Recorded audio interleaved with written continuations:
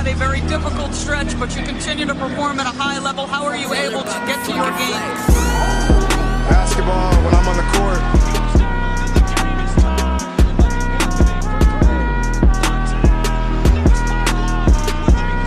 Rebecca, in the future, when you interview me, can you please take off your damn heels? He said, I'll present you, provided you let me wear your heels. We'll save that for later.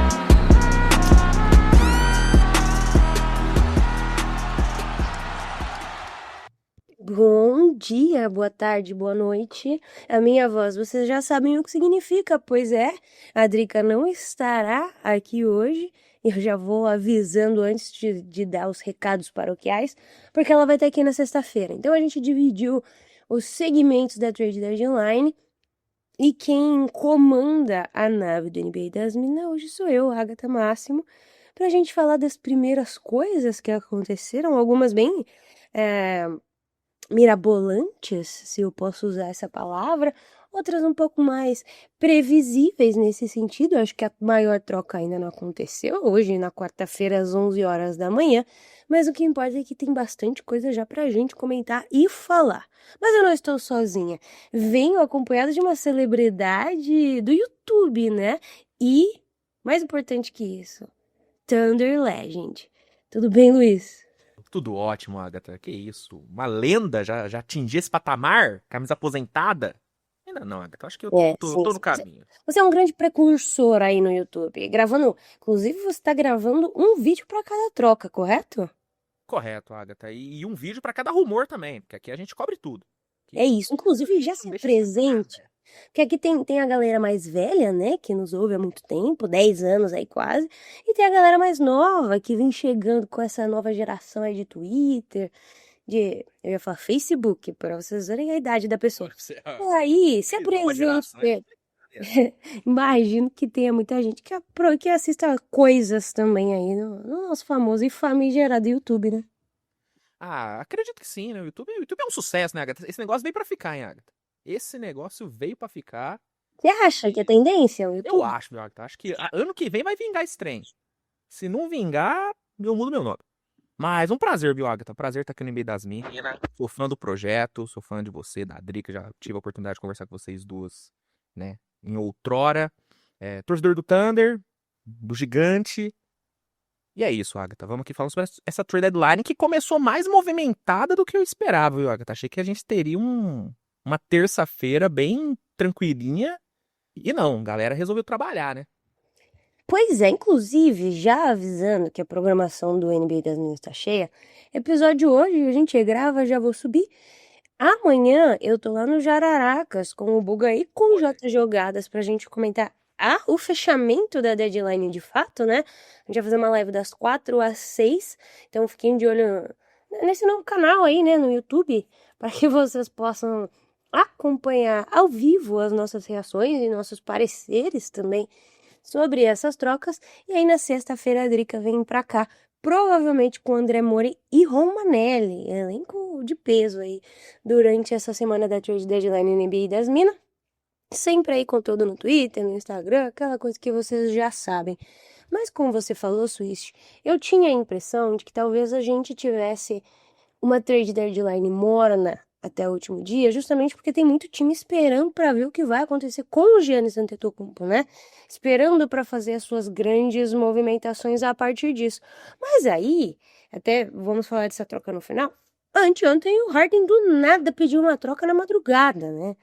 Ninguém o esperava, o Clippers melhorou demais nos últimos jogos, aí, nos últimos 20 jogos foram 17 vitórias e 3 derrotas, em um momento que é, com certeza, o melhor da temporada para esse time, até um momento de reviravolta em que a gente até se preocupou de certa maneira, porque a pique do Oklahoma era com certeza uma loteria, e aí em algum momento a gente ficou se perguntando se esse Clippers chegaria nos playoffs, conseguiria fazer essa movimentação com o Oklahoma até perder valor nesse draft.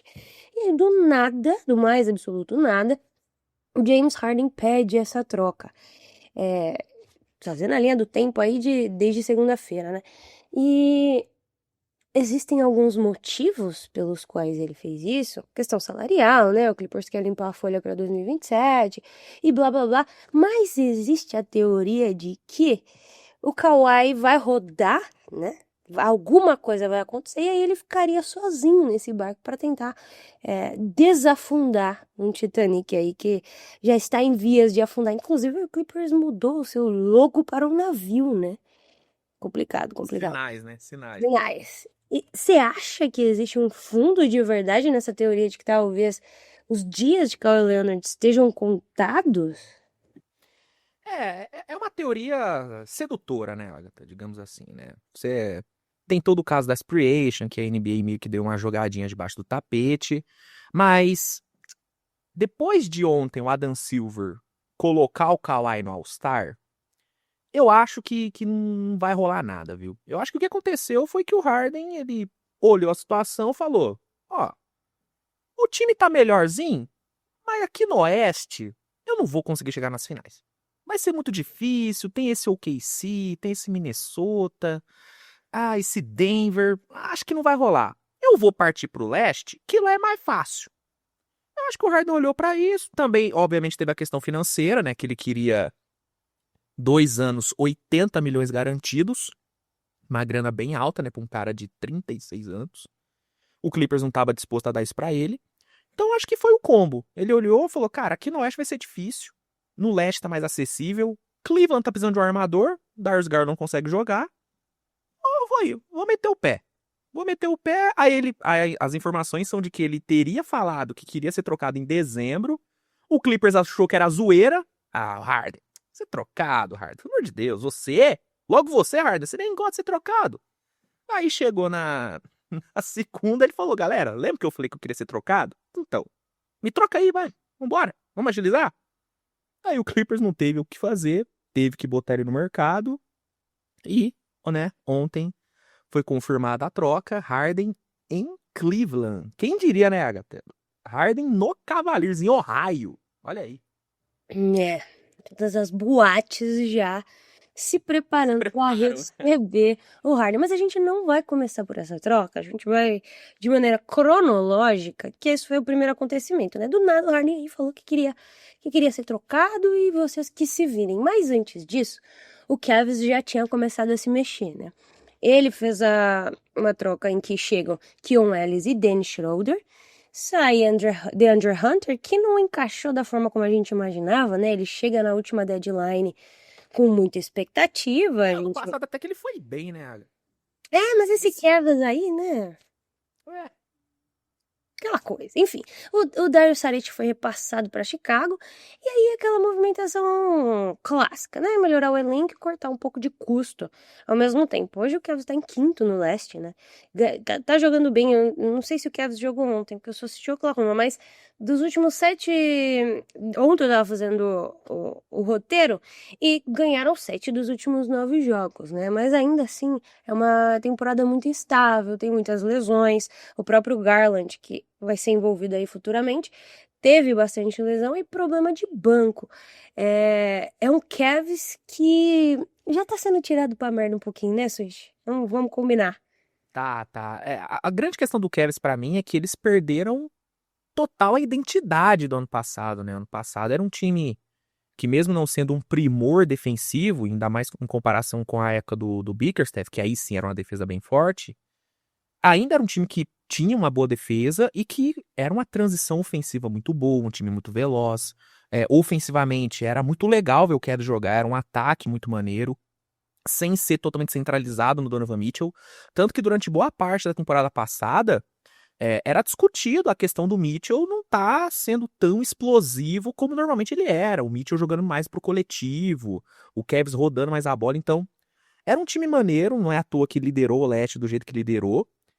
E aí, de uma temporada para outra, mesmo sem ter perdas significativas no elenco, eles mudaram totalmente o jeito de jogar, perderam totalmente a identidade, tudo piorou. A defesa, que já não era das melhores, ficou horrível, ainda mais defesa de perímetro. Ofensivamente, o time virou um Donovan Mitchell centrismo absurdo, só ele jogando. E beleza, o momento agora é bom, eles estão numa crescente. Mas ainda assim é um time que, em comparação à expectativa colocada, tá muito abaixo. Muito abaixo. E aí eles vão pro mercado, trocam o DeAndre Hunter, que vem fazendo uma temporada horrorosa, uma das piores temporadas da carreira do DeAndre Hunter. O salário dele também, com certeza, foi um fator, né? Pagar mais de 20 milhões no DeAndre Hunter jogando do jeito que tá jogando, meio complicado. E aí eles vão pro mercado, fazem a troca com o Kings e com o Bulls. Uma troca que eu gostei bastante pro Cavs, viu, Agatha? Não sei a opinião de você, mas eu gostei muito do que o Cavs fez nessa troca. Já tava começando a abrir um espacinho, né? Acho que o Keon Ellis, ele era um jogador que tava, de certa maneira, barato no mercado, tava sendo disputado silenciosamente, né? Especialmente porque ele combina algumas coisas raras. Acho que, primeiro, um contrato baixo, né? Contrato mínimo. Ele vai receber 5 milhões esse ano. Ele tem um perfil defensivo bacana e ele chuta muito bem. Esse ano ele tá com uma queda de produção nas bolas de 3, tá chutando 37%, mas ele tem 42% de 3 na carreira. É um defensor que marca as duas posições de guarda. Inclusive, trabalha muito bem defendendo os ball handlers. Que é importante demais para esse Cavs. E aí, impacto imediato, né? Ele libera um pouco o Donovan Mitchell defensivamente, especialmente nessas lineups agora sem Garland, mas com o James Harden. E ele é um role player perfeito para as playoffs, né? Ele não precisa segurar muito a bola, ele vai defender e ele vai arremessar com qualidade e confiança. E aí você tem um Dennis Schroeder também, né? Que jogou muito, muito, muito, muito bem o Mundial de Basquete, né? Da FIBA. E, enfim, levou a Alemanha a patamares importantes, ganharam novamente. Só que ele não consegue aplicar esse jogo FIBA para dentro da NBA. De qualquer maneira, ele foi trocado. Ele chega aí com 12 pontos de média, 5 assistências, mas ele tem um contrato um pouco salgado, né? São 3 anos, 44 milhões. É um encaixe um pouco menos óbvio, acho que tem uma redundância até de jogadores parecidos com ele dentro desse elenco. Você pega um Lonzo Ball, né? Enfim, Craig Porter Jr., até que o o Donovan Lonzo vai Mitchell, né? rodar, né? Capaz. Aí o Schroeder meio que ocuparia o espaço do Lonzo. Exato, exato. E aí, enfim, acho que a troca é muito pensando também financeiramente, né? O Cleveland cortou quase 7 milhões em salário, economiza com isso cerca de 40 milhões em luxury tax. Tava muito perto nesse momento de escapar da second apron. E, bom, todo mundo já sabe o que acontece quando chega nessa tier. E o Cavs ainda pode, como você mencionou, mover o Schroeder, que tem esse contrato de 14 milhões, e mover também o Max Strus, né? Que também tem um contrato de 15 milhões. O DeAndre Hunter, ele tinha mais 2 anos de contrato, são 48 milhões aí para serem pagos. Schroeder já custa menos, o Hunter acaba expirando um pouquinho antes, mas o objetivo claro dessa troca era fortalecer o time, economizando um pouco mais, né? Basicamente isso. Perfeito. Pro Kings, eu não. Admito que eu não gostei muito dessa troca pro Kings, viu, Agatha? Porque, beleza, eles podem estar com uma estratégia de, vamos pegar o DeAndre Hunter que tá mal. Aqui ele vai ter mais volume, vai ter mais minutos, vai ter mais, né, usage, ele pode melhorar, pode aumentar as suas estatísticas e na off-season a gente troca ele por um valor melhor. Pode ser que eles estejam pensando nisso, valorizar o ativo. É um 3D, querendo ou não, é um cara que é um arquétipo de jogador que é valorizado na NBA. Então eles podem ter pensado nisso, mas sinceramente trocar o melhor ativo que eles tinham, que é o Keon Ellis, por um DeAndre Hunter, sei lá, eu acho que o Kings, assim, o que não é novidade, né? Ver o Kings fazendo cagada em deadline, off-season é de praxe. Mas eu achei que o Kings foi muito mal nessa troca. Pra mim, o Cavs mandou muito bem. Se conseguir mover o Lonzo, conseguir pegar alguns ativos bons, eu acho que o Cavs vem pra essa segunda metade de temporada, né, com boas expectativas.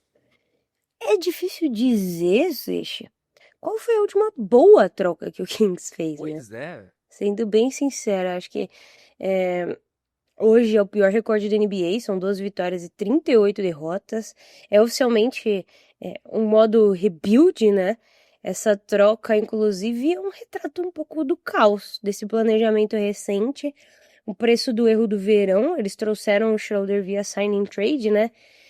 Sacrificaram bastante da flexibilidade salarial e aí acabaram com o Saric jogando só 5 jogos, o Schroeder perdendo total o lugar pro Russell Westbrook, que não tinha time, aí depois virou reserva, depois virou titular, depois virou o dono desse time de tão ruim que a montagem do elenco foi. Fez o Russell Westbrook é franchise player. Pois é.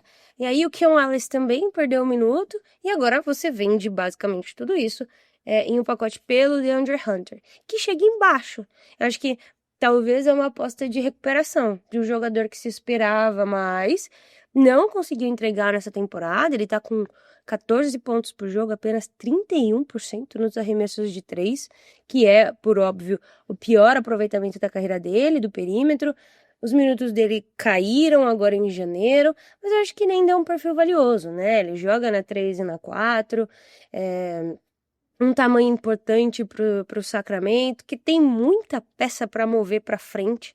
É um time que precisaria fazer trocas, mas acabou abraçando jogadores indesejados, né? Caiu um monte de gente lá, tá difícil de procurar times interessados em abraçar Zach LaVine e companhia nesse sentido. E aí, acho que o Sacramento aproveitou o momento para comprar um Hunter desvalorizado. E, enfim, se ele voltar a ser o jogador de 2024, né? Melhorar na bola de 3, ele pode ser uma peça de rebuild ou até mesmo um ativo na próxima deadline, na off-season. Acho que o problema atual é que o Hunter adiciona 24 milhões aí em 26, 27 na folha salarial, em bookings para luxury tax, diga-se de passagem, mas eles têm um DeRozan que está parcialmente garantido, 10 milhões aí, espaço para reestruturar, inclusive já foi dito aí, ventilado, que se eles não conseguirem mover o DeRozan, eles devem até liberá-lo, né, Swish? Sim. É muito difícil trocar o DeRozan, né, Agatha? Porque é um cara, assim, ainda acho que o DeRozan é um jogador muito bom, né? Entre os shooting guards, small forwards, eu acho que ele ainda é um cara bom, assim, bem bom. Pontua bastante, tem um mid-range excelente, mas a idade do DeRozan pesa bastante, né? Um time abrir mão de ativos pra pegar o DeRozan é complicado. E dá pra falar a mesma coisa sobre o Zach LaVine. O Domantas Sabonis, da galera ali, é o que mais teria mercado, mas ainda assim é um mercado que não é tão vasto assim, né? O que tá rolando agora é Toronto, né? Que Toronto estaria bem interessado no Sabonis. Mas, nossa, o Kings se enfiou num buraco muito complicado, né? Nossa, Tem o quê? difícil. 30 anos que tá nesse buraco. Não. Nossa, e eles tiveram uma fasezinha boa, né, Agatha? Aquele Kings 22, 23, né? Com o Mike Brown. Era um time maneirinho. Você via ali que tinha coisa ali. Aí veio 24, o time afundou e agora tá no famoso limbo, né?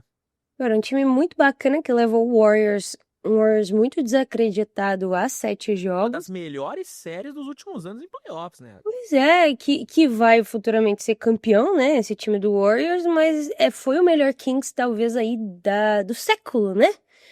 Não Sim, sei. sem dúvida. Sim. Talvez muito pra dizer, mas era um time que naquele momento parecia muito interessante. Porque o Kings, a gente já falou bastante aqui sobre as apostas erradas do Kings. E aí, quando o Kings precisa escolher entre 2 armadores, eles fazem essa primeira escolha errada, né?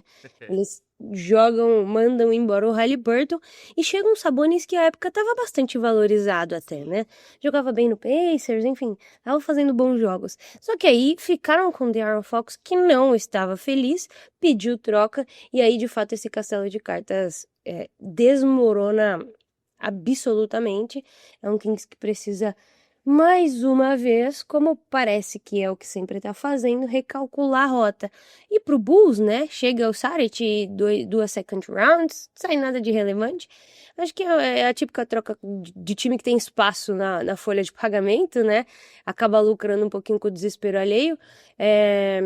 Esse time do Bulls, ele estava 13 milhões abaixo aí do tax, com trade exception disponível, inclusive, e aí absorveram o Saric, ganharam 2 picks, Provavelmente esse Saric vai fazer um buyout, vai ser dispensado, e o Bulls ganha duas seconds aí de bônus por serem um bom time, um bom vizinho, né? Levando a xícara de açúcar aí. Amigão, né? O grande amigão. Rolou também uma pequena troca, para depois a gente começar a bater nas trocas maiores, de Portland Trail Blazers, né? Recebendo o Vich Krejci, Thunder Legend, by the way, né? Legend. Saindo do Up Heat e 2 seconds. Acho que o Portland está vivendo uma das melhores narrativas da temporada, né? Carregando esse embalo do fim de 24 e 25, muito próximo de play-in, de playoffs desde 2021, mesmo até com um cenário difícil de lesão. Lesão do próprio Damian Lillard, mas também do Scott Henderson. Procura DNA. o Scott Henderson, inclusive, né, Agatha? Por onde anda? Por onde anda, né? Desaparecido. Tava no mesmo buraco do Hartenstein quando ele se machucou, né? Não voltava nunca, pelo amor de Deus. E tá desaparecido, segue desaparecido. O Deni Avdija, enfim, primeiro All-Star de Israel, né? Recebeu até mensagenzinha do Netanyahu no Twitter. Puxado, mas vamos deixar pra lá.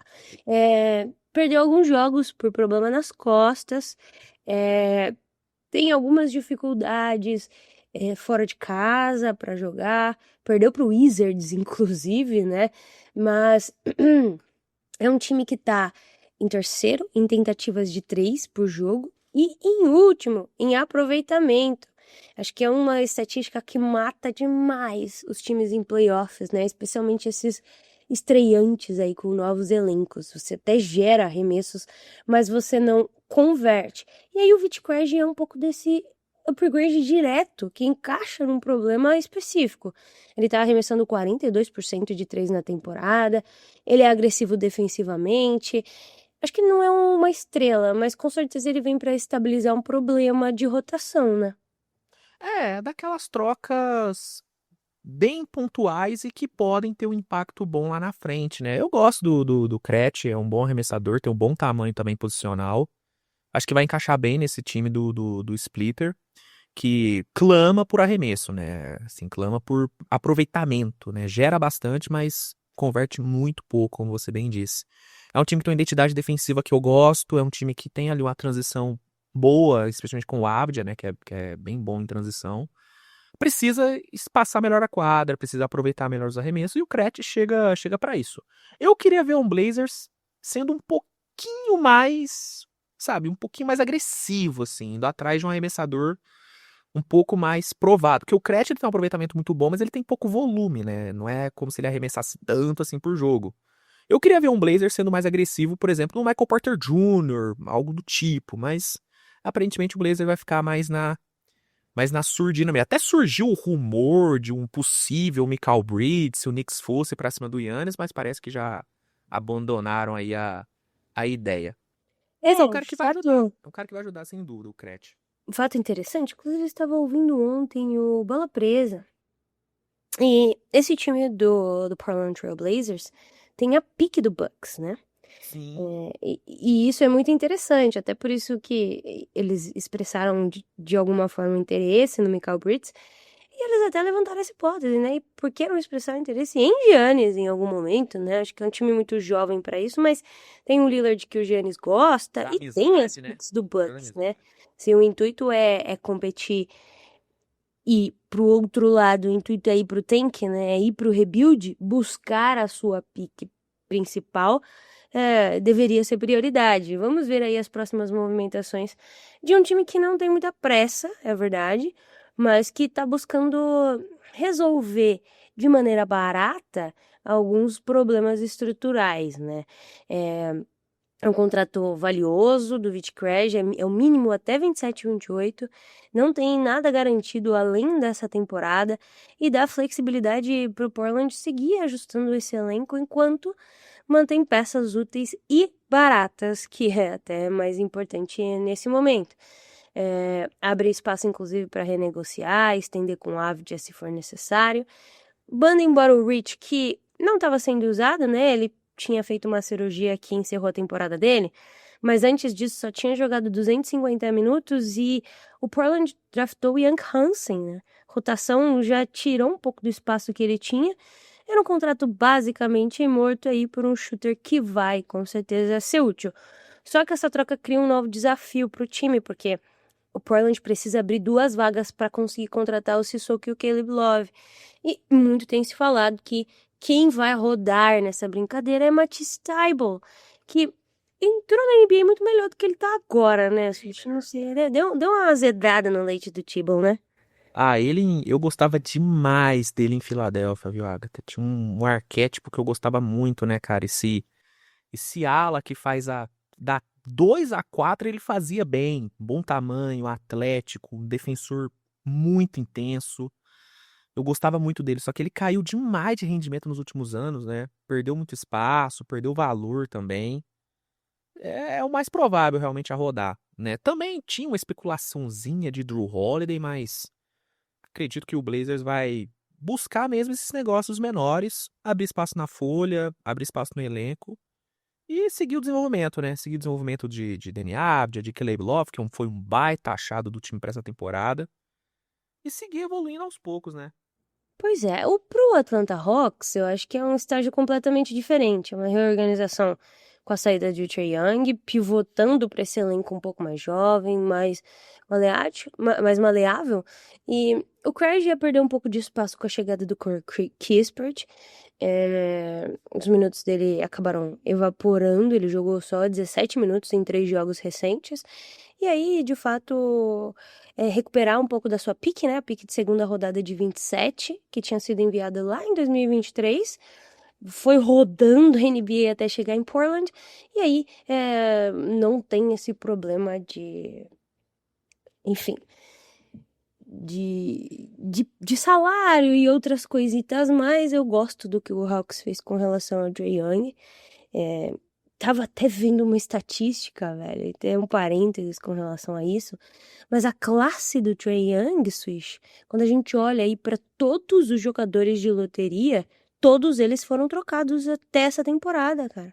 DeAndre Ayton, Marvin Bagley, Luka Doncic, JJJ, Trae Young, Mo Bamba, Wendell Carter Jr., Colin Sexton, Kevin Knox, Mikal Bridges, Shai Gilgeous-Alexander, Miles Bridges, Jeremy Robinson e Michael Porter Jr. Todos esses jogadores foram trocados. É surreal, né?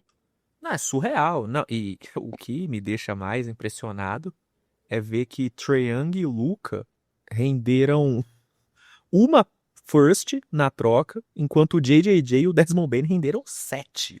Isso também é bizarro, né? Não, surreal. Surreal. Eu fiz até um post sobre como as trocas estão inflacionando, né?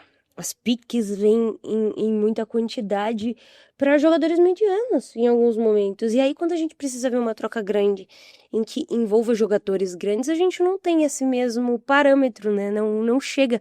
O que está rolando com a economia da NBA, Swish? Né?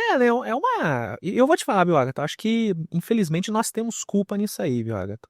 O nosso OKC, ele deu uma inflacionada no mercado de picks por conta da troca do Paul George. Tanto que a partir dali, virou normal time oferecer 4, 5 firsts, né? Antes não era tão normal assim. Né? Eu lembro muito da troca do Gobert. A própria troca do Mikal Bridges também envolveu uma quantidade cavalar de picks. Então acho que o OKC tem um pouquinho de culpa nisso, hein, Agatha? Temos sangue nas mãos. Temos, sem sombra de dúvida, Sam Presti é o grande responsável pelo surto de toda a NBA, né? De todos aqueles que fizeram trocas. Fez um ano, inclusive, da troca do Luka recentemente.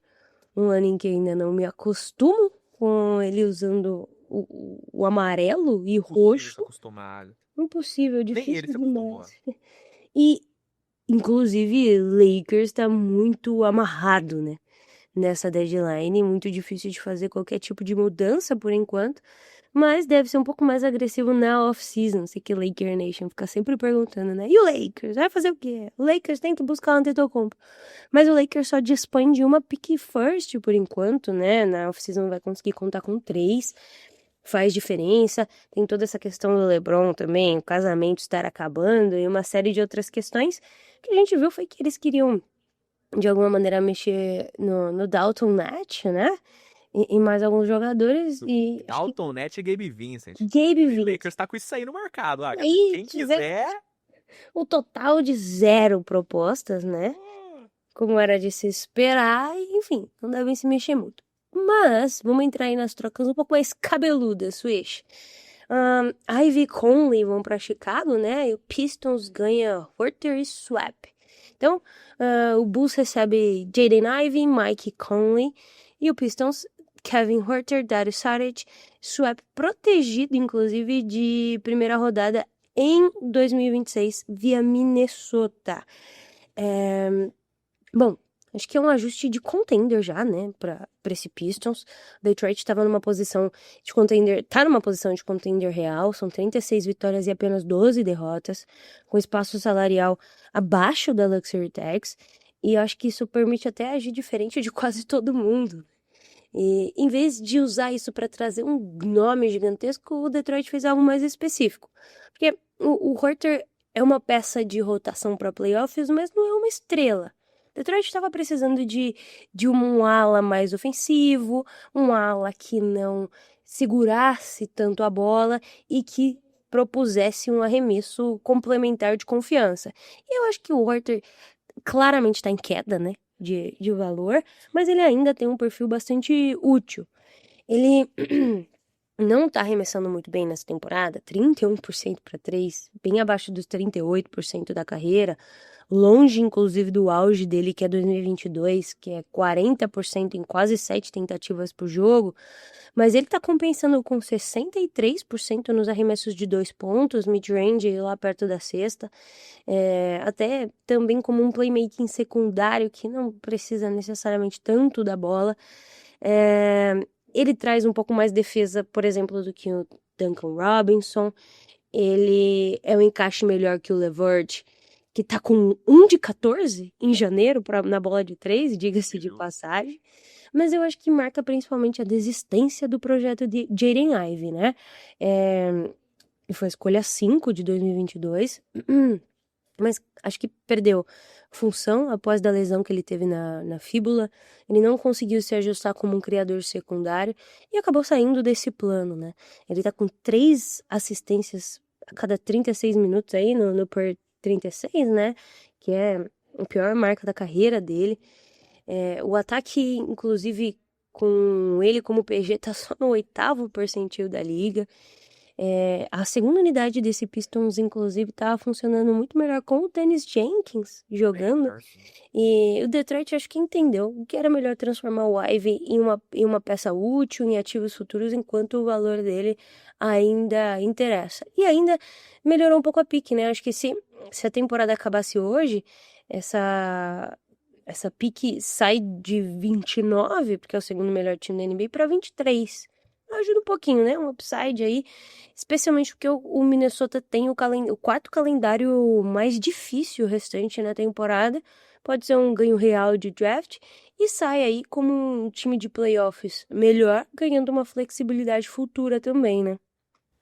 Eu gostei bastante desse movimento, né? Já era esperado que o Pistons atacasse, né, bola de 3. É um problema que o time tem. É uma defesa muito forte, é um time que tem um jogo de garrafão muito poderoso com o Jalen Duren, o pick and roll com o Cade Cunningham é excelente, mas falta um pouco mais de espaçamento, falta um pouco mais de arremesso. O melhor arremessador deles é o Duncan Robinson, né, que já assim, ainda é bom, ainda cumpre o papel, mas longe do que ele já foi lá na época de Miami, especialmente na época da bolha, que foi onde ele garantiu aquele contrato sensacional, né? Fez a vida dele ali na bolha. Então, eles precisavam atacar a bola de 3.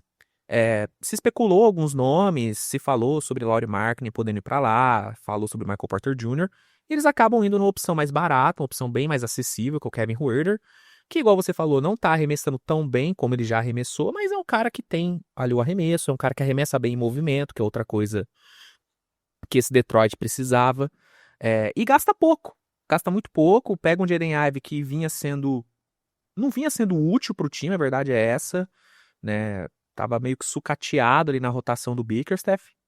Pega um jogador que de fato vai ser útil, de fato vai ter uma minutagem importante e mantém a base, não perde ninguém relevante e vai pro playoff com o time, né, com um pouquinho mais agora de profundidade com o Huerter, com um pouquinho mais de arremesso. E é isso, acho que foi uma troca boa para Detroit. Óbvio que, se eles fossem mais agressivos para um marketing seria melhor? Com certeza. Mas aí eles teriam que abrir mão de ativos mais importantes também, teriam que abrir mão de mais escolhas de draft. O Huerter, ele vai ali fazer o feijãozinho com arroz, vai ajudar a resolver o problema, custando bem pouco. Então acho que o Pistons mandou bem aí. E o Bulls, né, iniciando a sua colheita de armadores, né? Uma coisa impressionante. Querendo fazer uma espécie do que o Oklahoma fez com o Picks, mas com armadores, né? Vocês não vão Exatamente. ter armadores, nós teremos todos os armadores da liga. Mas, falando do Timberwolves, eu acho que é um movimento clássico e caro de que é uma troca sobre dinheiro e sobre a próxima jogada, né? É mandar um Conley de 38 anos, com uma carreira já estruturada, mas que tá no career low em field goal 32%, não é só de 3, é no geral. 18 minutos por jogo, que também é o career low dele. Um salário de 10 milhões, com impacto pequeno, mas não dá pra justificar isso num elenco que já é caro, né? O resultado é que essa troca economiza mais de 20 milhões em luxury tax, cria essa trade exception de quase 11 milhões e abre espaço para algo maior. Esse algo aí, eu não sei falar algo em grego, mas em algum momento a gente vai ter que aprender. Enfim, o Conley virou esse sacrifício para limpar a folha salarial e montar um pacote maior para que o Minnesota está se preparando, né? E o Bulls ganha um bom jogador, acho que completa 24 anos agora, mesmo com problemas em Detroit, eu acho que há sinais claros de que ele pode se desenvolver, né? Mas ele precisa ser um pouco mais viável off-ball, especialmente porque ele não tá conseguindo trabalhar demais como um armador primário ou secundário. Isso importa porque, óbvio, Chicago tem o Josh Giddey como principal ball handler, mas também adiciona outros armadores aí, vamos ver o que vai fazer. Coby White deve rodar, né? Ele é inclusive um free agent nesse verão, então ele tem um contrato valioso. O Bulls deve fazer algo até quinta-feira e o Ivy chega para ocupar um lugar como um segundo armador mais atlético que o Coby White, inclusive, né? O cap hold do Ivy é de 30 milhões, né? Acho que se o Chicago quiser usar o cap space, ele não pode fazer uma negociação tão tardia como foi a do caso do Josh Giddey, e tem que renovar rápido, tem que fazer de forma inteligente. Então, é uma troca boa, mas eu acho que também cria uma certa pressão. Eles precisam fazer essa renovação, essa gestão aí financeira de forma interessante. Então, bom, acho que o vencedor dessa troca deve ser Detroit, né, Swish? E o Minnesota que abriu um espacinho aí. Né, Detroit e Minnesota por ter aberto, né, espaço no cap e aberto uma vaguinha pra alguma coisinha, né? Alguma coisinha vai pintar lá, Agatha. Vamos ver esse grande Pistons, diga-se de passagem.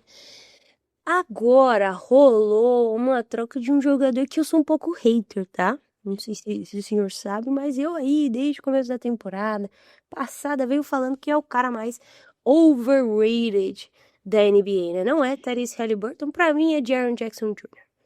Ele vai pra Utah e é uma troca que envolve 8 jogadores e 3 picks, né? O Memphis recebe Walter Clayton Jr., que eu gosto, Kyle Anderson Slow-Mo, né? Taylor Hendricks, Georges Niang, esse tá rodando também, né? NBA inteira. Tá conhecendo os Estados Unidos. Você tá que nem o Schroeder, diga-se de passagem. 3 escolhas de primeira rodada futuras, enquanto o Utah recebe Jaren Jackson Jr., John Concar, Jock Landale e Vince Williams Jr. Eu acho que essa troca é a parte 2 do desmonte, que se inicia com o Desmond Bane indo para Orlando, numa mensagem clara de que o Memphis percebeu que o teto dessa era tinha acabado, era limitado e que deu errado. É algo que me deixa triste, de certa maneira. Aquele Memphis que ficou em segundo na conferência, né? Que jogou bem, mas aí cai pro Warriors, inclusive. Todas as questões de Ja Morant. eu penso que, inclusive, é uma divisão aí de multiverso que poderia ter acontecido com o OKC.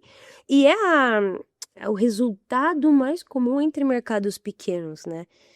Conseguir fazer uma boa run e não dar certo depois. É muito difícil de manter um elenco em um mercado muito pequeno, especialmente quando o time começa a apresentar alguns problemas, né? Eu acho que começa com todas as questões de Ja Morant, aí depois tem lesões, e o JJJ que sai, ele não é o mesmo JJJ que estava no Grizzlies naquele momento, né? Não.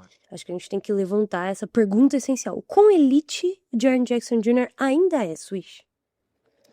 É complicado, viu, Agatha? Porque eu gosto do JJ, já gostei mais, né? Nos últimos 2 aninhos aí ele caiu bastante de rendimento. Mas eu ainda vejo um valor bom nele, né? Um cara ele ainda tem 26 anos, se não me engano. Ele é um cara ainda jovem. É um cara que tem uma carreira que já conquistou algumas coisas, já foi pra All-Star, já foi deploy. Então é um cara que ainda tem, eu ainda vejo ele conseguindo chegar próximo do nível que ele já teve lá em 22, 21, que eu acho que foi onde ele realmente teve o ápice dele. Eu gosto, acho que é um cara que nesse Utah Jazz vai ajudar bastante, né? Talvez não nesse ano, porque o Walker Kessler não volta. Mas para ano que vem, com o Kessler de volta, acho que o garrafão defensivo do Jazz tem tudo para ser um dos mais intrigantes assim da liga. Acho que o Memphis mandou bem na troca, apesar das picks poderem não ser as melhores possíveis, ainda são 3 firsts, né? E hoje na NBA eu sempre falo que mais importante do que a qualidade de pique é você ter quantidade de escolhas. E o Memphis consegue acumular uma quantidade, né, considerável de escolhas. Nos próximos 7 anos são 13 escolhas de primeira rodada. Né? Memphis querendo realmente, né, o protocolo OKC foi ativado lá em Memphis, né, Agatha? Não tem como. O OKC dando aulas, né, nesse oeste. E o JJ rendendo um ótimo capital, acho que ele tecnicamente ainda pode render, mas ele vai ter que voltar, né, ao que ele já foi um dia. Hoje, ele não é elite, de fato, hoje ele não é elite. Se eu for fazer uma lista dos, talvez, 5 melhores defensores da liga, com certeza o JJ não vai estar. E há algum tempo atrás ele estaria. Sim. Inclusive, no pódio, provavelmente. Hoje ele não tá nem perto disso, então o Jazz tá apostando que ele vai voltar ao nível que ele já teve, e eu acho que é uma aposta válida do Jazz. O Jazz tá numa posição confortável pra fazer esse tipo de aposta, né? E assim, ele continua sendo um bom protetor de aro, como você mencionou, mas ele não é um monstro ali de 2022, 2023, em que ele foi de poi, né? Hoje, nessa temporada, os adversários estão convertendo 54% dentro dos 5 pés ali da proteção do aro, né? Em 2022 era 47, inclusive foi a melhor marca da liga. Então assim, caiu um pouco de produção, ainda é top 10 em volume defendido, mas não é mais o diferencial absoluto. E eu acho que isso é importante porque o contrato dele explode de valor nos próximos anos, né? Ele ganha 35 milhões hoje, mas a extensão dele chega a 50 milhões, né? Sobe já para 49 em 26 e 27, e até 2030 a gente tem contrato aí acima de 50 milhões. Ele é bom, mas ele é caro. E eu acho que esse é exatamente o tipo de ativo que perde valor com o tempo se essa qualidade não se justifica dentro de quadra, né? A carga ofensiva dele drenou um pouquinho do impacto defensivo que ele tem. Eu acho que ele foi obrigado a atuar um pouco mais no ataque, especialmente sem o Ja Morant, né? Quando o Ja Morant estava suspenso e depois machucado, ele acabou tendo que ser esse pilar ofensivo. E, bom, a eficiência dele como scorer caiu. Ele tem uma média de 36% para 3 pontos, acho que não é incrível, mas para um jogador com a característica dele, dá para passar esse pano. E o Memphis escolheu talvez o timing perfeito, né? Acho que o JJJ não seria mais valioso do que ele é agora, porque o time não tá perto de ser contender, o Ja Morant novamente é estável, o Zach Edey é um fit muito melhor, mas acabou jogando só 11 jogos por lesão, e essa janela, de fato, de título do Memphis se fechou. É um time que abraçou o o rebuild mesmo, o reset total.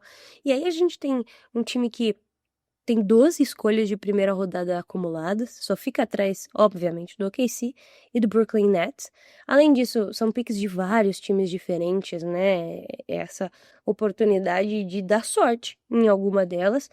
E o Phoenix ainda pega uma pick unprotected do Phoenix de 2031, né? Uma first rounder, porque numa época em que o Booker vai estar ganhando 60 milhões e, enfim, tem todas as questões de dead cap aí do Suns que a gente sabe, que apesar de estar dando mais certo do que a gente imagina, ainda vai gerar problema. E fica suspensa dentro da novela Memphis Grizzlies a troca do Trae Young.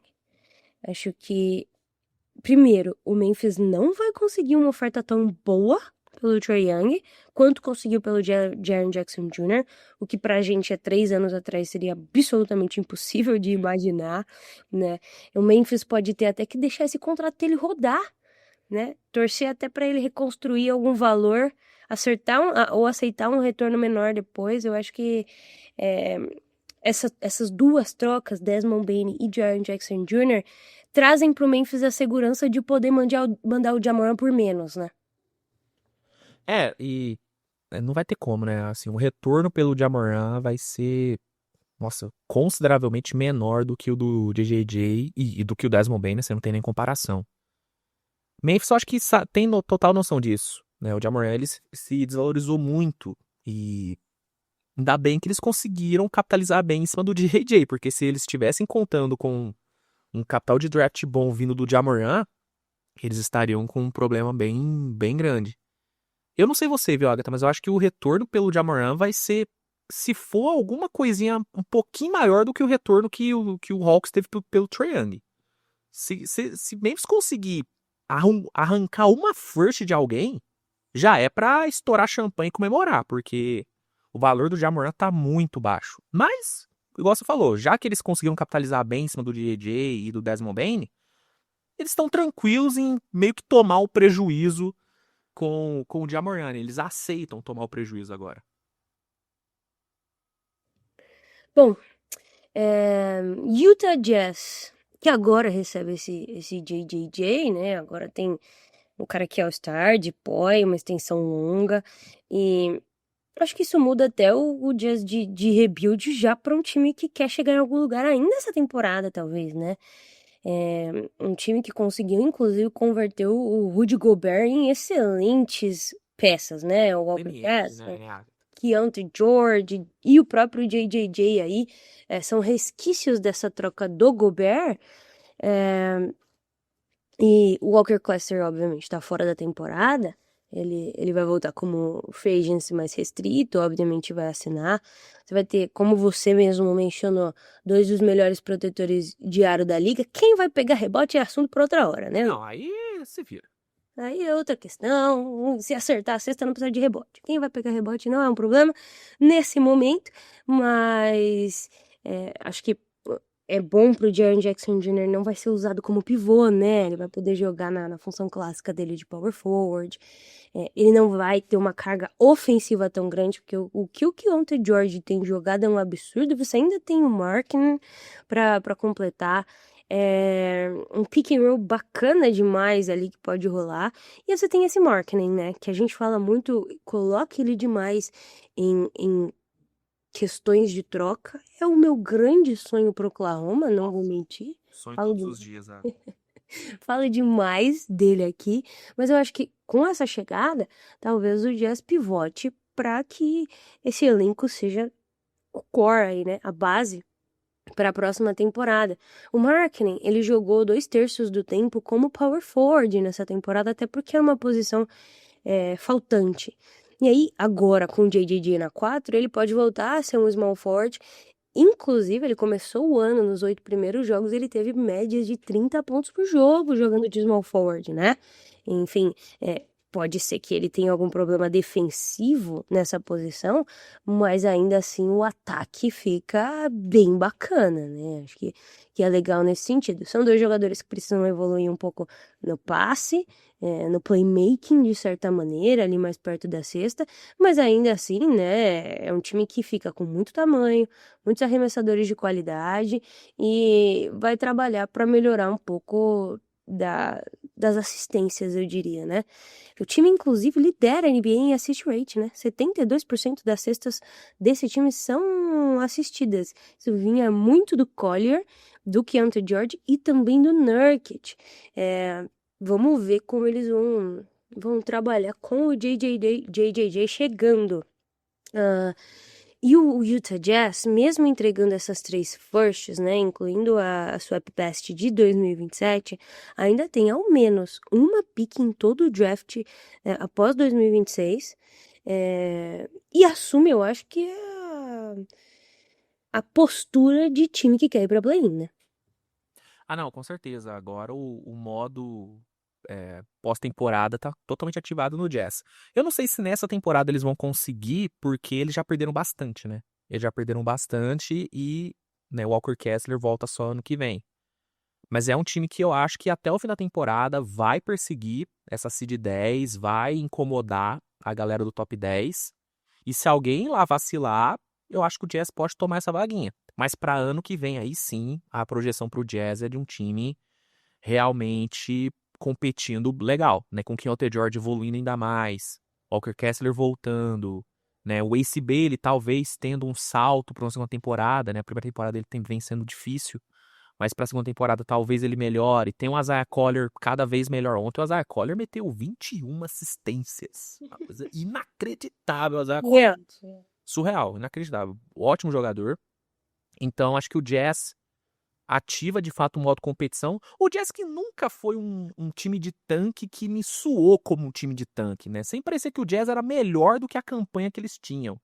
Agora a gente vai ter realmente um Jazz condizendo, né? Ou pelo menos buscando a campanha condizente com o que eles entregam em quadra, que é um time muito bem treinado. Eu gosto muito do trabalho do Will Hardy. O fato do Jazz ser, né, o líder em assist rating da liga é muito por conta disso. É um time que roda muito bem a bola, um ataque muito legal, que inclusive sempre gera problemas para o nosso algoz San Antonio Spurs, que inclusive hoje tem Thunder e Spurs. Eu não De novo, conseguindo pensar em outra coisa, Agatha. ninguém aguenta mais. Quinta vez, Agatha. Pô, isso devia ser proibido na NBA, inclusive, né? 5 jogos nos mesmos times? Esquece, isso não pode existir. Então, mas é um time que gera dificuldades porque é um time muito bem treinado. Então, com a adição do JJ. E eu vou te falar, o Vince Williams é um cara que, vindo desse banco do Jazz, é um nome muito interessante também, tá? Tem um bom tamanho posicional, bom defensor. É um cara que tem ali um playmaking interessante, né? Muito subestimado às vezes também. Então, cara, é um time que eu gosto bastante, cara. Acho que o Jazz, para ano que vem, vai estar na minha listinha de potenciais surpresas, né? E assim, existe um gap, né, do Jazz e aí a entrada no play-in de 7 jogos, né? Beleza, acho que é importante dizer. Mas também é importante dizer que o Portland, que tá em 10º lugar, perdeu as últimas 6. O Clippers perdeu uma e não tem o Harden. O Golden State Warriors perdeu 2 e perdeu também Jimmy Butler. E aí você tem o Minnesota que também perdeu uma e está... Tá fora. Ó a situação, né? E aí você tem o Memphis Grizzlies, que agora não tem JJJ à frente, e um Dallas Mavericks que perdeu as últimas 5. Então, assim, existe um caminho de uma boa temporada neste ano que pode levar o Utah Jazz a essa 10ª posição. Não com tranquilidade, mas eu acho que se eles assumirem a intenção de vencer, talvez exista um mundo aí nesse final de temporada. Não sei como é o calendário, eu não pesquisei, porém eu acho que e gostaria de acreditar. Eu adotei o Jazz nessa temporada. Desde o primeiro jogo, primeiro a melhora física, de qualidade e do mental do Keontae George para ser, de fato, esse armador primário, o cara que comanda, e consequentemente levantando todo o espírito do time, além do marketing. É muito legal de ver, é um time divertido, que perde às vezes mais do que deveria, mas que com certeza pode ganhar também e surpreender nesse final de temporada, especialmente com essas janelas que vão se abrindo aí na Conferência Oeste, nesse fundo de tabela. Vamos falar da troca agora, né, de James Harden e Darius Garland, enfim. Mais uma vez que o Harden pede mudança, né? Acho que o que voltou muito ao Twitter essa semana, Swish, foi aquele vídeo, esqueci o nome do repórter, em que ele acaba com a raça, né? Com a Lendário. autoestima de James Harden. You are the problem. E assim, eu não sei se James Harden é o problema, mas a atitude que ele tem de nunca se ver como parte da questão talvez seja, né? Mas enfim, eu acho que o projeto também Donovan Mitchell e Darius Garland tinha um teto. O Darius Garland não é um jogador que tem entregado em playoffs. É um jogador que tá convivendo legal com lesões. E talvez o Harden seja o motor ofensivo mais confiável que esse time já teve desde Kyrie. E a gente tá falando de um time que tem Donovan Mitchell, né? Que tá longe de ser pipoqueiro ou qualquer outro adjetivo comparável. Mas o Harden, aos 36 anos, um contrato perigoso devido à idade, tá com 25 pontos por jogo, 8 assistências. Enfim, é um Hall of Famer que você recebe por um valor relativamente baixo até, né? 1 para 1. Um dos jogadores que mais gera ataque em ISO. Eu acho que é importante isso pro Cavs, que é um time que funciona como engrenagem e às vezes trava quando não consegue executar seu plano de jogo, e que tá com muito problema essa temporada para definir sua identidade, como você falou. Nosso último episódio, inclusive, foi sobre o Cavs, né? A gente falou muito sobre a forma como o Kenny Atkinson chega, cria uma identidade para esse time, faz uma temporada regular maravilhosa, despenca nos playoffs, e aí ele acha que essa temporada ele precisa fazer tudo diferente. Ou pelo menos tentar muitas coisas diferentes. E aí esse Cavs tá sofrendo demais. Porque era um time, por exemplo, muito defensivo. E aí agora ele quer que seja um time de transição. Um time que não é tão rápido pra fazer esse trabalho de transição. E aí o time tá tendo muitos e muitos problemas identitários mesmo pra entender como joga. Sendo que tinha descobrido a planta antes, né? Era muito mais fácil ter resolvido os problemas que tiraram esse time do playoff do que querer construir um novo time a partir do mesmo elenco. Especialmente quando você encontra uma maneira de jogar tão boa quanto o Kenny Atkinson descobriu na temporada passada. É uma temporada regular praticamente impecável, né?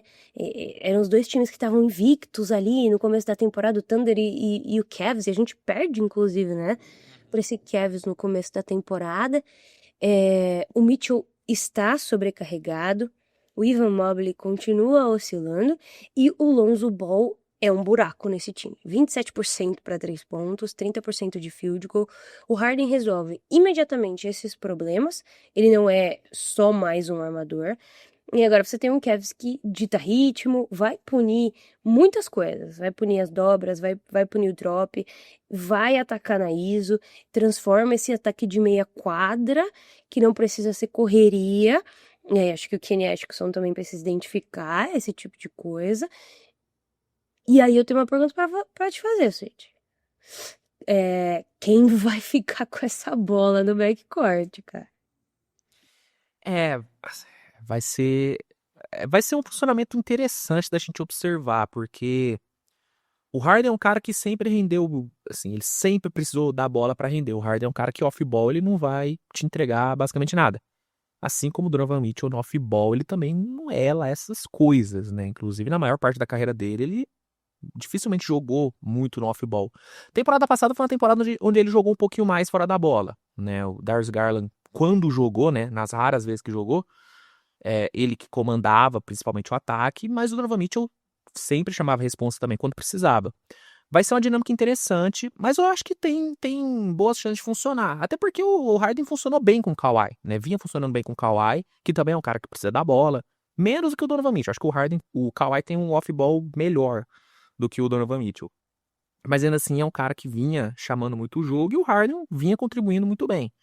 Eu acho que a dinâmica vai ser boa, viu, Agatha? Assim, apesar se a gente desconsiderar o fator idade do Harden, se a gente ignorar que o Harden é 10 anos mais velho que o Darius Garland, Eu acho que foi uma troca excelente para Cleveland, porque o Harden é melhor do que o Garland em todos os aspectos. Qualquer aspecto, o Harden é melhor.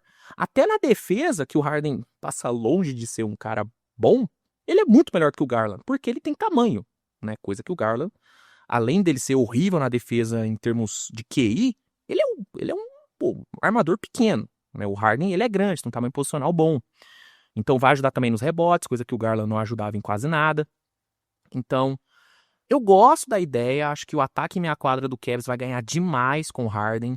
Eu acho que agora com o Harden, o Mobley pode dar um salto ofensivo. Não acho que vai ser um salto tão grande, porque eu já dei uma desanimada do Mobley.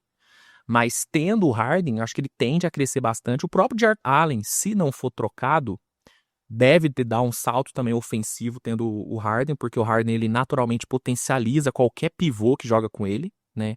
Prova disso é que o Clint Capela ganhou uma carreira por conta do James Harden, né? Isso é fato, né? E eu vou te falar que eu tô curioso pra ver o Zubat agora sem ter o Harden armando o jogo pra ele também. Quero ver como é que o Zubat vai render.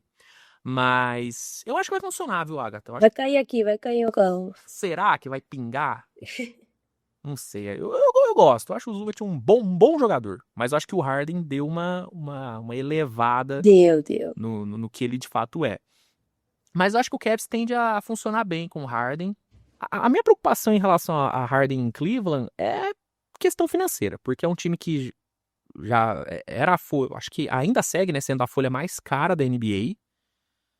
E agora tem um Harden que, beleza, pelo fato da player option que ele tem pro ano que vem, ele dá um pouquinho de flexibilidade, mas ele vai querer renovar, ele vai querer 2 anos, 80 milhões. E aí você dá essa grana na mão de um cara que no fim do contrato vai estar com 38, 39 anos, é um risco grande que Cleveland corre. E que se fica bravo, quer trocar, né? A qualquer momento. Se, não deu bom dia pra mim, vou embora. Tchau, me troca. A boate tava ruim ontem? Tava ruim. E o quê? Um abraço. Nossa, que frio. Não aguento. Nossa, inclusive o frio vai ser um desafio pra James Harden, hein, Agatha? Já vou falar aqui. Não vai aguentar o frio de Ohio. Na primeira semana ele vai chorar. É doideira essa parte do backcourt primeiro. Eu acho que o Mitchell vai aceitar um papel mais de scorer, talvez. De armar menos e receber essa bola para pontuar. Talvez o Harden como maestro. Vamos ver, né? Porque, assim, como você falou, o Harden é melhor que o Garland em absolutamente tudo. Não tem comparação. Não tem nada que o Garland é melhor. Nada. Eu faria essa troca em todos os momentos. O Mitchell tem uma player option, né? Quando a gente olha para ano que vem, 26, 27, de 53 milhões. Ou seja, o Cleveland precisa convencer ele de que tá indo em algum lugar. E o Mitchell falou, se a gente cair de novo nos playoffs, porque ele jogou demais nos últimos playoffs. Se tem alguém machucado, né, Agatha? Velho, se tem alguém que não foi o culpado da queda do Cavs precoce, essa pessoa é Donovan Mitchell. E trazer o Harden, eu acho que é um grande sinal de que a gente quer vencer e a gente vai montar um time pra você vencer. Eles estavam falando até um pouco de trocar o Jarrett Allen, né? Sim. Que existia uma movimentação para fazer esse tipo de troca. Enfim, não pensei direito em todas as variáveis disso, mas tem essa parte de encaixe defensivo, o Harden não precisa colaborar demais, e tem o X da questão, que é o LeBron talvez voltar na temporada que vem. Se você junta Donovan Mitchell, James Harden, LeBron James, Evan Mobley, e aí você deixa um pivô aí numa questão, esse leste, ele tem um dono, né? Na teoria, sim. Na teoria tem um dono. Mas é que tá. Eu sei lá, Agatha, eu sou meio cético com esse LeBron voltando pra Cleveland, viu? Assim, eu já tive algumas discussões com a galera sobre LeBron. E pra mim, assim, eu acho que ele vai ficar por lá mesmo, viu, Agatha? Acho que o LeBron não vai querer se mudar, não. Vai querer fazer uma turnezinha lá no Lakers, de boa. Mas, sim, sem dúvida, se ele vai pra esse Cavs, a maior prova de caráter vai ser quem não torcer pra esse Cleveland, porque tem que torcer. Com Mitchell, Harden e LeBron, qualquer cidadão de bem tem a obrigação de torcer pra esse time. Então vamos ver se vai acontecer. Eu sou meio cético com a questão LeBron voltando pra Cleveland, mas se rolar é coisa linda. Ah, o lúdico, né? O LeBron gosta do lúdico. Eu vou acreditar na magia. E o Bronny tem que ir junto, hein, Agatha? É, Lembra disso? tem que levar, tem que levar. É igual na WNBA, né? Na WNBA tem muitas jogadoras casadas. E aí, é o pacote, é a venda de fato casada, né? Pega uma, leva duas. E a NBA estreando isso com pai e filho também. Aí, Mas não, Bron, tem o Yannis também. O Yannis vai também estrear isso tem o agora. Yannis, né? O Yannis leva sempre seus irmãos. Eles que vão ser, inclusive, técnicos, né? Do jogo das celebridades. Não, Yannis que vai treinar a Shem Charania. Olha que coisa linda. Eu vi que todo lado tem o Matt Shibia, né? Liberaram os donos das franquias pra jogar Teremos capoeirada, teremos Brasil do Jogo das Estrelas. Pois é, que momento, né? Momento, cara. Meu Deus do céu. Mas, falando em Clippers, que situação. O menor de LA, porra, toda vez que acontece alguma coisa eu penso no DPC. Inclusive, um beijo pro DPC. DPC que tava na estrada, né? Acho que ele voltou recentemente pra ler essa notícia. E ele tava muito feliz. No começo ele ficou muito puto da temporada. Aí quando o Chris Paul foi enxotado, basicamente, ele fez um vídeo muito puto. E aí o time começou a vencer. E aí, o DPC tava numa onda de bom humor, de alegria incrível. E aí, do nada, o James Harden pede pra ir embora. E, bom, era ótimo ter o Harden, mas é o time mais velho da NBA, que não conseguiu porra nenhuma também, vamos falar o português bem claro, com esse elenco. 36 anos, uma player option pesada, a timeline dele não batia muito com o resto do elenco, um Clippers que não queria renovar, e aí gerou todas essas questões. E bom, agora você troca pra um cara que é o Star, tem contrato até 2028, tem 26 anos, ele tá com 26 jogos nessa temporada, 18 pontos por jogo, 6,9 assistências de média, 36% para 3 e quase 90% nos free throws. Ano passado, ele fez 20 pontos por jogo e 40% para 3, né? Inclusive, diga-se de passagem, foi líder aí de um Cavs de 64 vitórias. É um time que acaba de ganhar um pouco mais de continuidade, né? Tem mais tempo para pensar no seu futuro. O Garland é o primeiro jogador em anos, acho que pode ser o rosto futuro dessa franquia, com um contrato longo, e que é um criador até moderno, né? Dessa nova geração. Ainda vem uma second round, uma piquezinha. Existe o problema das lesões com relação ao Garland. Ele teve problemas no dedo do pé, né? Uma coisa assim. Só jogou 26 jogos essa temporada. Ele tá fora, inclusive, desde 14 de janeiro. E ele tem quase aí 90 milhões restantes nos próximos 2 anos. Se ele não voltar a ser o Garland de 2024, o Clippers fica com um problemão. Mas a curto prazo... a curto prazo não, mas olhando para a situação atual, né? Em que o Harden quer sair, chega um cara interessantíssimo, sem o Clippers precisar fazer loucura, gastar demais e que se encaixe imediatamente ao time que já existe. Acho que quem ganha a curto prazo, obviamente, é o Cavs. O Harden eleva esse time inteiro, seja na criação, seja no clutch, seja também na habilidade de vencer séries de playoff, né, de resolver junto com Donovan Mitchell, e melhora uma situação do Clippers de não ficar tchereca, né, vamos falar dessa forma, e poder sair com alguma coisa dessa troca do Harden, que é o que muitos times, inclusive, que tiveram que trocar o Harden, não podem dizer, né? Eu acho que quando você analisa todo o contexto, né, do Harden pedindo pra ser trocado, o Clippers não queria trocar o Harden agora. Eu acho que o Clippers queria trocar o Harden ano que vem. Ano que vem, eu acho que o Clippers ia se movimentar pra trocar ele. Nesse ano, o Clippers queria ficar com ele até o fim pra tentar alguma coisa com esse elenco. E aí, vendo esse contexto onde o Harden pede pra ser trocado do nada, e eles têm que fazer alguma coisa rápido, sair com o Darius Garland, eu não consigo olhar como algo ruim pro Clippers. Claro que é um downgrade em relação a jogador por jogador, né? Igual a gente já falou, o Harden é melhor que o Garland em absolutamente tudo. Mas o Garland tem seus pontos positivos. É um cara de só 26 anos, é um cara que ainda não atingiu o seu prime, então ele pode ainda atingir o seu auge. Esses problemas que a gente vê nele hoje, como, né, ter queda em playoff, problemas de lesão, pode ser que ele melhore isso, porque ele ainda é jovem, ele ainda tá novo, ele pode adquirir mais casca em playoff, ele pode parar de se machucar tanto. Existe um mundo para isso. O contrato dele vai até 28, né, como você falou. Então, assim, se der merda, dá pra se livrar ainda dele, né? A partir do momento que o contrato dele vai chegando perto do fim, o contrato dele vai ficando mais valioso, porque aí os times vão querer pegar pra abrir espaço no cap, e aí fica mais fácil negociar o Garland. Então, acho que é uma troca que, dado o contexto que o Clippers foi inserido, eu acho que o Clippers saiu bem. Ainda pega uma segunda rodada, estica seu capital de draft. E é um cara que casa muito bem com a linha do tempo do Zubat, por exemplo, né? Eu acho que esse novo Clippers que vai começar a ser formado agora vai partir muito dessa base. Garland e Zubat. Acho que esses dois vão ser os pilares desse novo Clippers. Fica agora a dúvida em relação ao Kawhi, né? O que vai ser do Kawhi. Não acho que ele vai ser trocado agora. Acho que ele vai fechar a temporada no Clippers. Mas na off-season eu dou quase como certa a troca do Kawhi. Assim, não faz mais sentido pro Clippers manter o Kawhi sem ter o Harden. Não casa com a linha do tempo do time. É hora de se livrar, de seguir em frente. Algo que, como eu falei, seria feito ano que vem.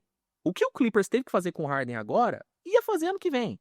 E talvez ano que vem, eles não iam conseguir um Darius Garland, né? Então, acho que o Clippers ainda, de todos os cenários possíveis, assim, o Clippers ainda saiu bem.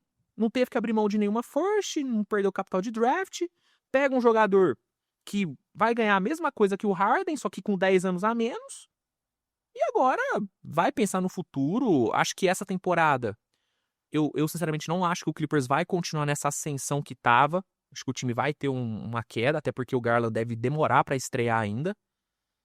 Mas para a partir do ano que vem, a gente vai ver um Clippers tendo agora um norte, né? Beleza, a gente tem agora um armador pro futuro, a gente tem o nosso pivô, vamos trocar o Kawhi, aproveitar que ele tá fazendo uma boa temporada, vamos capitalizar em cima desse Kawhi e seguir em frente. Acho que agora o Clippers pavimenta o futuro e, igual, como na situação que eles foram colocados, acho que eles ainda conseguiram sair bem. Diferente na maioria dos times que tiveram que trocar o Harden, né? Que na maioria se saíram bem mal, né, Agatha? E a última movimentação de jogo que teve ontem à noite, Jesus, foi o Brígido, né? Sendo eliminado pela Ana Paula por 80% dos votos. Uma grande adição aí pra casa do Big Brother, que não vai ter que mais subir montanhas aí e tudo mais, né? Você gostou dessa movimentação? Acho que a melhor aquisição pro Big Brother foi a saída do Brígido, né? Acho que ele, assim, é a melhor coisa que o BBB podia ganhar. Então, eu gostei muito. E eu sou conterrâneo de Ana Paula, né? Então, eu tenho a obrigação regional de torcer por ela, né? Enorme, enorme. Eu também gostei. Ana Paula que já me respondeu no Twitter, Agatha. Ana Paula que fez faculdade com o Rômulo, né? Rômulo Mendonça e Ana Paula eram da mesma turma de jornalismo em 2004, né? Pra gente entender também a idade aí. Que celeiro de talentos, hein? Grande Minas Gerais? Grande Minas Gerais. Grande estado. Traz de célebres.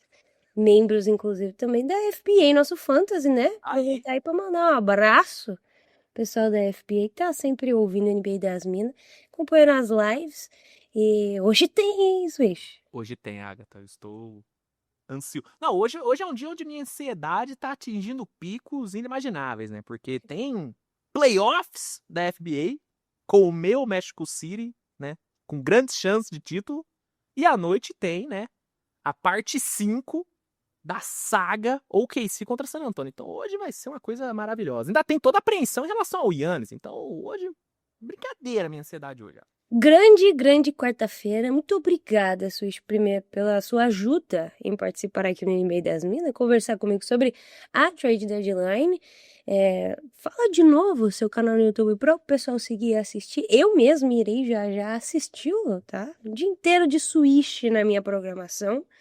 E não desejo isso nem pro meu maior. Volte mais vezes, diga-se de passagem, tá? Ô, Agatha, que isso? Eu que agradeço o convite, um prazerzão estar aqui no NBA das Minas. Sempre quis participar, né?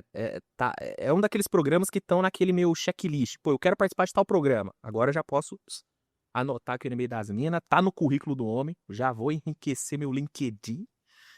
Obrigado, agradeço muito maneiro poder falar sobre a Trade Deadline.